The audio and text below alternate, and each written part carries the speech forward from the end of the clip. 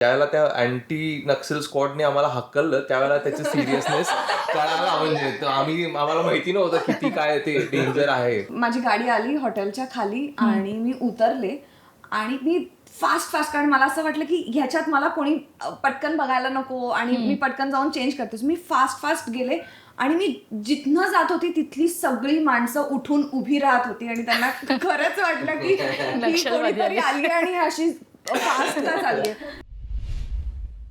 हाय hello welcome. मी तेजल चौकीकर को स्टारशाही या विशेष कार्यक्रमात तुम्हा सगळ्यांचं मनापासून स्वागत करते. आपण पाहतो अनेक दिवस अनेक मराठी चित्रपट प्रेक्षकांच्या भेटीला येतात. अशातच एक नवा कोरा सिनेमा प्रेक्षकांच्या भेटीला येतो. त्याचं नाव आहे ऑपरेशन लंडन कॅफे. खरं तर हा सिनेमा 3 भाषांमध्ये प्रेक्षकांच्या भेटीला येणार आहे, म्हणजे हिंदी, मराठी आणि कन्नड. आणि त्याचंच औचित्य साधून आज या चित्रपटाची संपूर्ण टीम माझ्यासोबत गप्पा मारण्यासाठी आलेली आहे. तुम्हा सगळ्यांचं लोकशाही मराठीमध्ये खूप खूप स्वागत. धन्यवाद. कसे आहात? सगळ्यात आधी सांगा, कसे आहात? फ्रेश आहात? हो, प्रमोशन कसं चालू आहे? खूप छान चालू आहे. बरं शिवानी, मला पहिला प्रश्न तुलाच विचारायला आवडेल, कारण आत्ताच नुकतीच मालिका संपली आहे आणि मालिका संपल्यानंतर आम्ही मालिकेमध्ये शिवानीला नेहमीच एक सोज्वळ भूमिकेत पाहिलं आहे. त्यानंतर आता जो ट्रेलर लॉन्च झाला, म्हणजे टीझरमध्येही पाहिलं, नुकताच ट्रेलर लॉन्च झाला, त्यामध्ये तू एका नक्षलवाद्याच्या भूमिकेत आहेस आणि एक वेगळीच शिवानी आम्हाला पाहायला मिळाली आहे.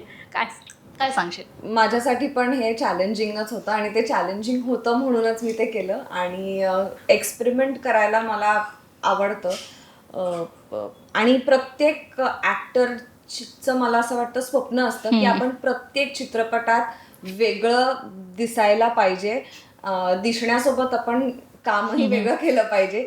सो माझ्यासाठी ही खूप छान संधी होती आणि ती मी ग्रॅब केली. खरं तर प्रेक्षकांसाठी देखील ही पर्वणी असणार आहे की या चित्रपटात तुझी ही भूमिका पाहणं तुला किती आव्हानात्मक होती या सगळ्या भूमिका साकारताना. ही जी म्हणजे आम्ही पाहिलं ट्रेलरमध्ये, तू ॲक्शन सिक्वेन्स करतेस, बंदूक चालवतेस, या सगळ्या गोष्टी, ह्याची किती वर्कशॉप झालं होतं? काय किती रिहर्सल झाली होती या सगळ्याची? वर्कशॉप आम्ही महिनाभर सगळेच कर्नाटकामध्ये होतो आणि तिथे आमचे वर्कशॉप झाले. लँग्वेज आम्हाला शिकवली जराशी, म्हणजे स्क्रिप्ट पुरतं आम्ही जरा शिकलो, कारण एका महिन्यात कुठलीही नवीन भाषा तुम्ही नाही शिकू शकत. किमान नवीन भाषा शिकायला 2 महिने लागतात. सो एका महिन्यात जे काही आम्ही ग्रॅब करू शकलो ते केलं. शिवाय त्याच्यासोबत फिजिकल ट्रेनिंग पण खूप व्हायची. आणि जेव्हा आम्ही ऑन फ्लोअर गेलो होतो तेव्हा तर म्हणजे मला असं वाटतं की मी खूपच मुलांसारखं वागू लागले होते, की मी टिपिकल मुलगाच झाले होते त्या सेटवरती. आणि मी ह्यांच्याच सोबत ते जिथे बसतायत तिथेच बसलेली असायचे, कारण आम्ही अशा लोकेशन्सवरती शूट केलंय जिथे तुम्ही पोहोचलात आणि तुमचा कॅमेरा पोहोचला, हीच खूप मोठी गोष्ट आहे. सो तिकडे तुमच्यासाठी चेअर मिळणं पॉसिबल नाहीये.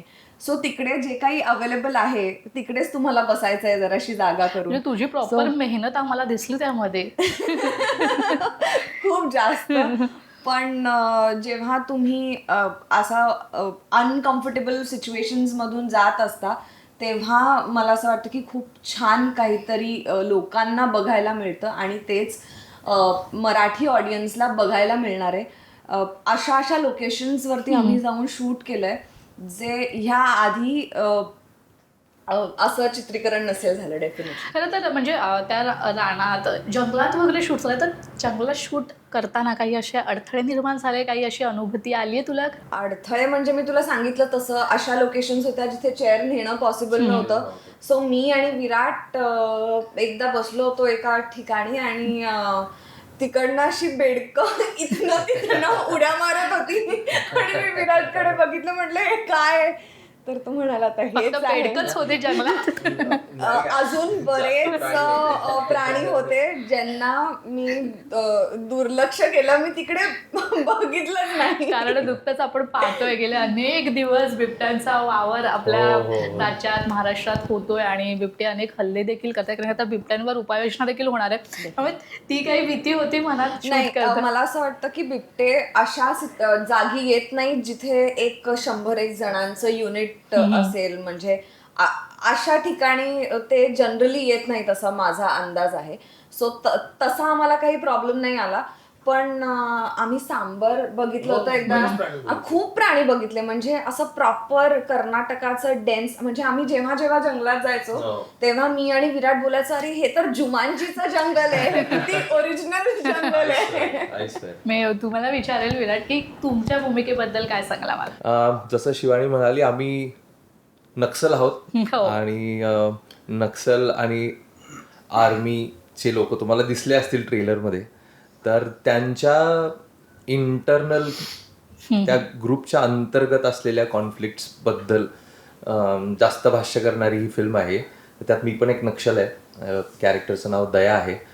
आणि हे नक्षल आता आज जंगलात काय करतात आणि त्यांच्यात काय होतंय हे तुम्हाला OLC जी 28 नोव्हेंबरला येते त्याच्यात तुम्हाला कळणार आहे. पण एक नक्षलवाद्याची भूमिका साकारतोय आपण, त्यावेळेस काय होतं मनात? म्हणजे आपण अनेक ठिकाणी आपण असं पाहत असतो की नक्षलवाद्यांविरोधात किती आवाज उठवला जातो. तुम्ही काय सांगाल, ही भूमिका साकारायला मिळते? मुद्दा आहे की तो नक्षलवाद का होतो याचा एक आढावा आम्ही सगळ्यांनीच घेतलाय. जितकं आम्हाला शक्य होतं तेवढं वाचन करण्यात आलं. सो ते तुम्हाला माहितीच आहे, कुठून आलंय, कसं आलंय, का आलंय, कशाच्या विरोधात आलंय, तर ते जाणून घ्यायचा प्रयत्न केला. आता ही फिल्म कुठल्याही पॉलिटिकल रित्या किंवा चूक बरोबर ह्याच्याबद्दल भाष्य नाही करत, पण ह्याचा प्रिमाइस वापरून त्यांच्यातल्या अंतर्गत कॉन्फ्लिक्ट बद्दल, फ्रिक्शन बद्दल बोलते. पण ऑफकोर्स ते नक्षलवादी साकारताना ते का तसे बनलेत ह्याचा एक 100% शोध घेण्यात आला. ते जंगलात कसे राहतात ह्याच्याबद्दल मी अभ्यास केला, म्हणजे इन द सेन्स वाचन काय असेल ते व्हिडिओज वाचन ह्याच्यातूनच. आम्हाला काय लाईव्ह नक्षलवादी तर भेटले नाही कोण, ऍक्च्युली भेटले, जस्ट चुकामुक झाली आमची. आम्हाला सेटवरून हाकलून काढलेलं. सेट म्हणजे जंगल होतं आणि अँटी नक्सल स्क्वॉड आलेला आणि त्यांनी आम्हाला हाकलून दिलं. ते म्हणले इथंच आहेत ते, खरे खरे तुम्हाला घेऊन गेले तर आमची जबाबदारी नाही. त्यामुळे शूटिंग 3 दिवस बंद पडलेलं. बरोबर ना कविश? असे सुद्धा आढळे आले. एक्झॅक्टली. एवढं रिअल नक्षल वाटत होते की त्यांना असं कन्फ्युजन झालं की ऍक्च्युअल रिअल नक्षल्स कोण आहेत. आणि म्हणजे सगळ्यांचे गेटअप असे. पहिल्या दिवशी जेव्हा आम्ही मेकअप करून गेलो तेव्हा सकाळी 6:30ला आपल्याला पोहोचायचं होतं, तर सगळे झोपलेले होते आणि मी 6 वाजता आम्ही निघालो पहाटे. सो कोणी आम्हाला बघितलं नव्हतं आणि मी कॉस्ट्युम तिकडे घालणं अपेक्षित होतं. सो मेकअप फक्त झाला होता, टोन डाऊन केलं होतं आणि तिकडे पोहोचून कॉस्ट्युम वगैरे पॅकअप झालं. आणि मला असं वाटतं की त्या पहिल्या दिवशी काहीतरी जनरेटरचा इश्यू झाला होता आणि लाईट नव्हती व्हॅनिटीमध्ये. सो मी म्हटलं प्रोडक्शन ते होते महेशजी, मी म्हटलं की महेशजी मी हॉटेलमध्ये जाऊन चेंज करते आणि मेकअप पण हॉटेलमध्ये काढते, इथे अंधारात मेकअप काढणं शक्य नाहीये.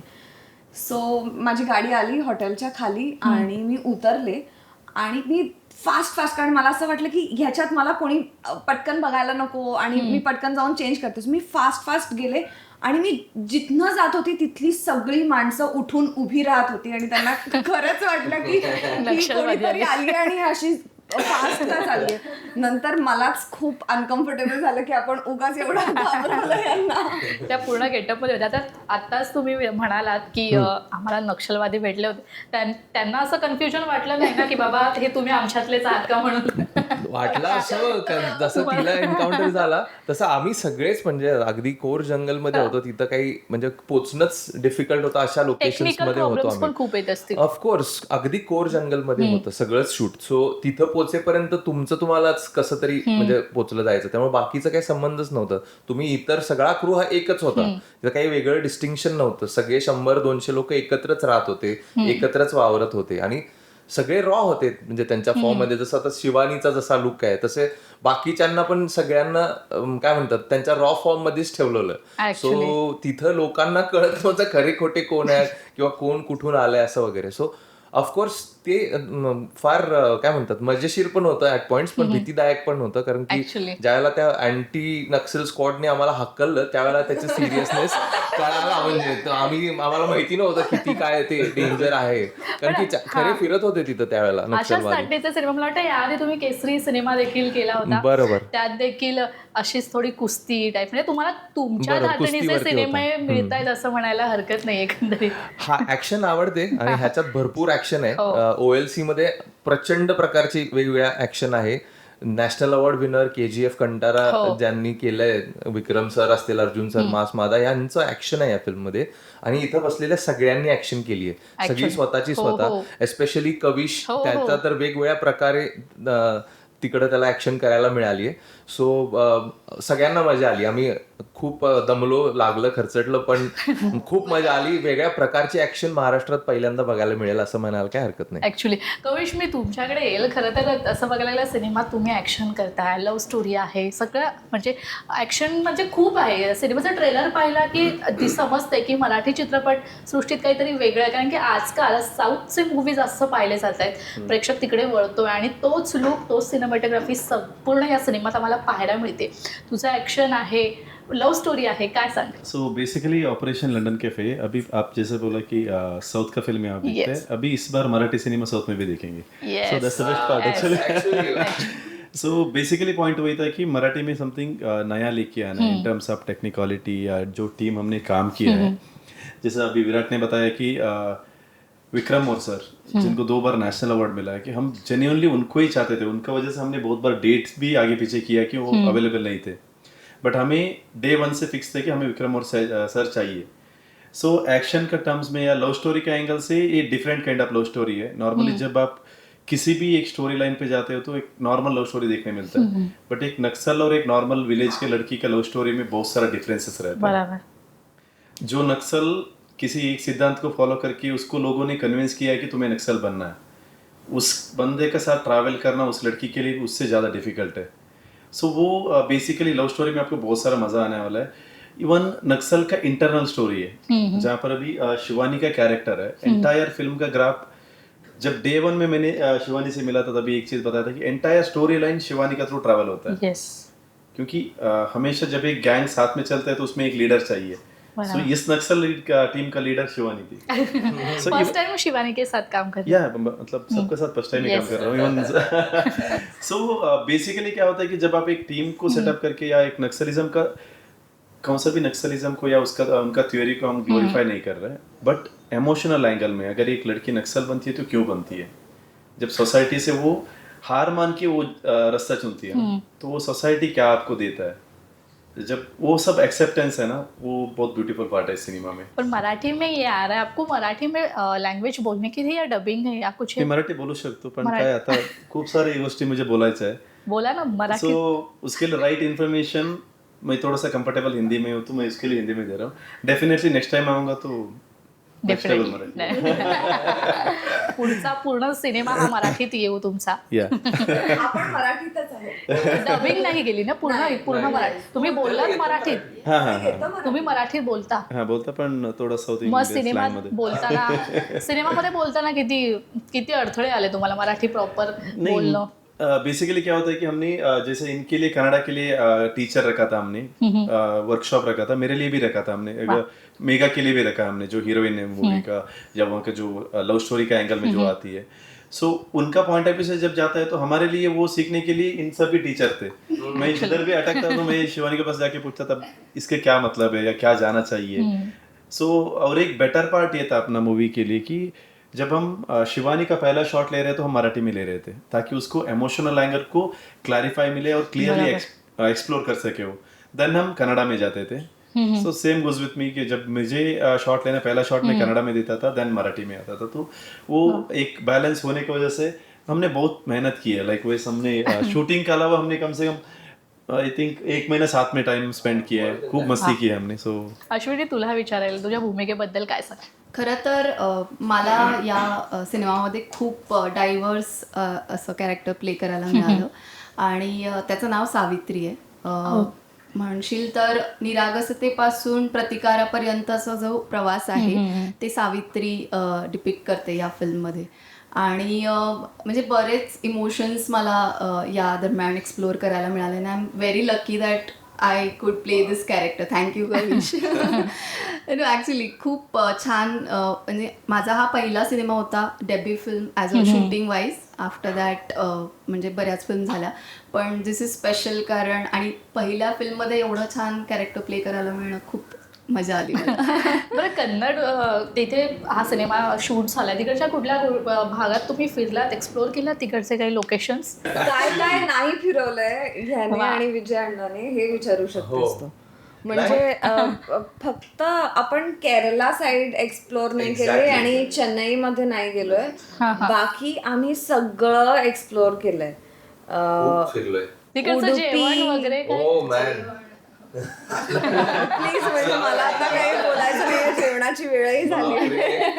अल्टिमेट जेवण. आणि मी कोकणातली आहे, सो माझं जे टेस्ट पॅलेट आहे ते खूप सिमिलर आहे. म्हणजे सगळ्यामध्ये नारळ असतो, इथे पण सेम पद्धत आहे. सो मला तर खूपच कम्फर्टिंग आणि होम फूडच वाटत होतं माझं. मग आता अजिंक्यला घेऊन केरला टूर कर तू. हे खूप आधी करून झालंय आमचं.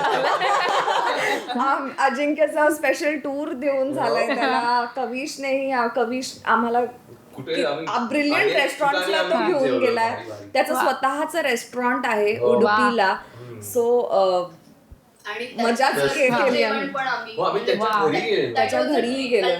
येस, म्हणजे कविशचा खूप मोठा भाग आहे सिनेमात सगळ्याच गोष्टीसाठी असं म्हणायला हरकत नाही. कविश, मला आत्ताच कळालं की ह्या सिनेमाची कथा आणि ह्या सिनेमाचं संपूर्ण जो मॉडिफिकेशन आहे किंवा ही कथा आहे, तू स्वतः दिग्दर्शकात पुढे घेऊन गेला होतास.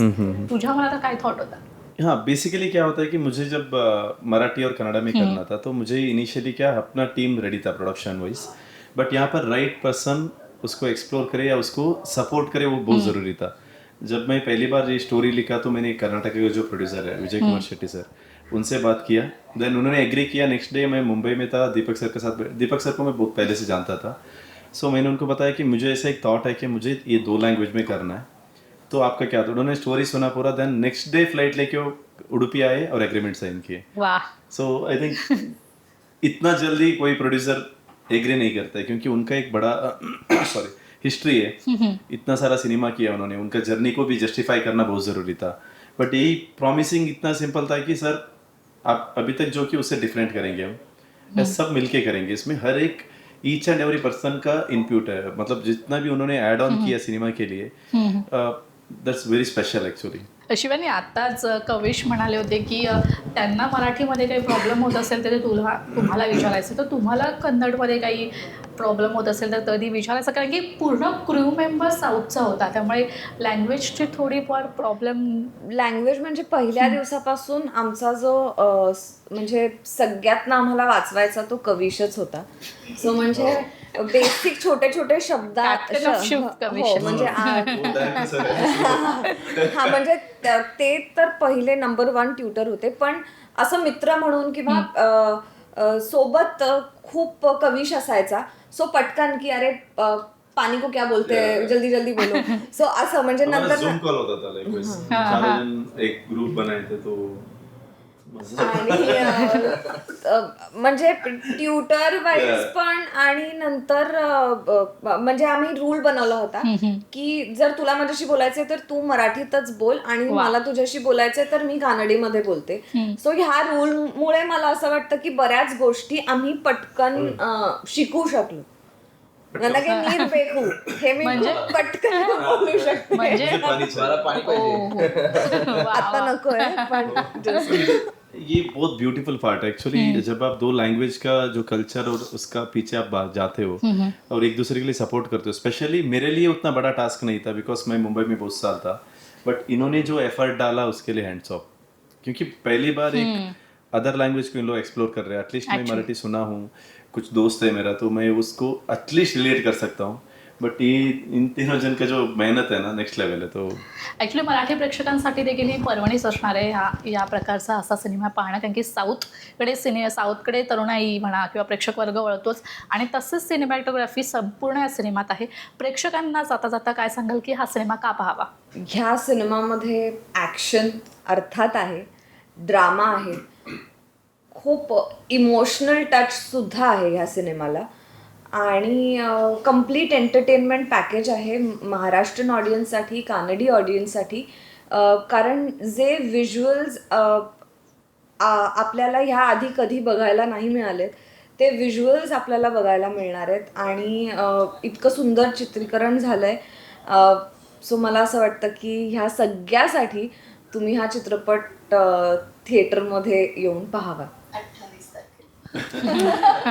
आपली बरीचशी ऑडियन्स आहे, हे खरं आहे की ती साऊथचे डब्ड फिल्म्स बघते, पण आपले मराठी फिल्म्समध्ये तसं काही प्रेझेंट होत नाही. पहिल्यांदा असा प्रयत्न होतोय की आपलं काहीतरी असं समोर येते जे त्या फॉर्मॅटमध्ये आहे. पहिली गोष्ट. दुसरी गोष्ट, ते अत्यंत एंटरटेनिंग आहे, जसं शिवानीने सांगितलं. पूर्ण पॅकेज आहे, त्याच्यात ऍक्शन आहे, ड्रामा आहे, सगळं आहे, गाणी छान आहेत.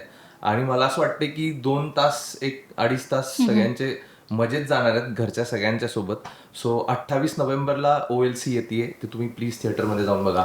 गाणी देखील छान, म्हणजे अवधूत गुप्ते, रोहित राऊत या सगळ्यांचं गायन आहे, संगीत आहे ह्यामध्ये. बेसिकली म्यूजिक ऑल्सो जो पटवर्धन सर ने पूरा लिखा है. देन उसके बाद जो मराठी का टॉप मोस्ट सिंगर्स है, एक ही चीज हम लोग डे 1 से क्लियर थे, कौन सा भी एस्पेक्ट में कॉम्प्रोमाइज नहीं करना है हमको. ऍक्च्युली जो टॉप मोस्ट टेक्नीशियन है, टॉप मोस्ट स्टार्स है, वही चाहिए. तो उसी पॉइंट ऑफ व्यू से हमने ये सिनेमा बनाया और जेन्युइनली आप सबको मजा आएगा. 28 नवंबर को प्लीज देखिए एंड Yes. सपोर्ट कीजिए. तर ऑपरेशन लंडन कॅफे हा सिनेमा 28 तारखेला प्रेक्षकांच्या भेटीला येतोय, तर तुम्ही सगळ्यांनी हा सिनेमागृहात जाऊन नक्की पहा. तुम्हा सगळ्यांना खूप खूप शुभेच्छा लोकशाही मराठीकडून, आणि तुम्ही इथे आलात त्यासाठी खूप खूप धन्यवाद. थँक्यू. Thank you so much. तर स्टारशाही या विशेष कार्यक्रमात वेळ झाली इथेच थांबायची. पुन्हा भेटूया नवीन कलाकारासहित. तोपर्यंत तुम्ही कुठेही जाऊ नका, पाहत रहा लोकशाही मराठी.